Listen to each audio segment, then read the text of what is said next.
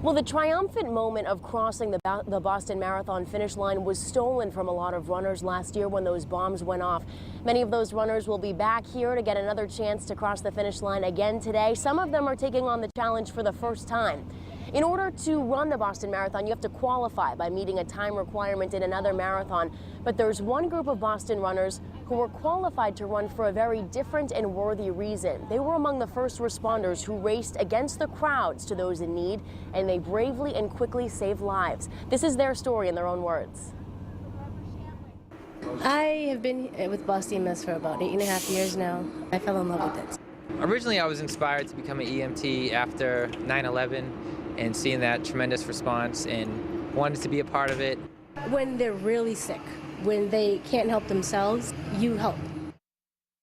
Marathon Monday is one of the best days of the year for everybody. We were stationed at the family greeting area, so it's probably the happiest point of the entire marathon. Beautiful weather, everybody's outside, day started out great. We heard the explosions. My partner and I looked at each other from across the crowd. I know arriving at the tent, I never saw anything like that in my life.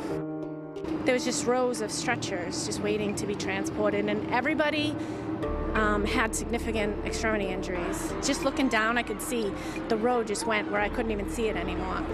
It seems like it was a second, and it also seems like it was an eternity.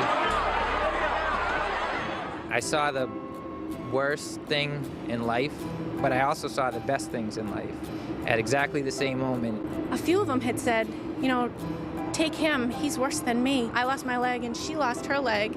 She's worse than me because she has burns or something. The empathy there was just amazing to me to watch that. Everyone just going out of their way, knowing that their life was in danger to help a stranger. How can so much destruction bring so much inspiration?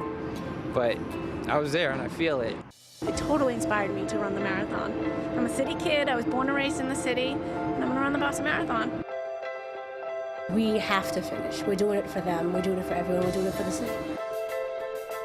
That whole stretch of Boylston it's sacred ground, especially that finish line. But I want to experience that all for the first time. That's where I started this last year, and that's where I'm going to end it this year.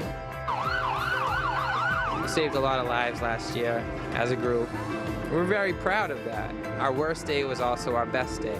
They call us the heroes. I think they were the true heroes, honestly. There's like this old saying, the deeper the sorrow, the more joy you can fill into it. There's nothing that happened before my life and probably would happen after that could come close to this.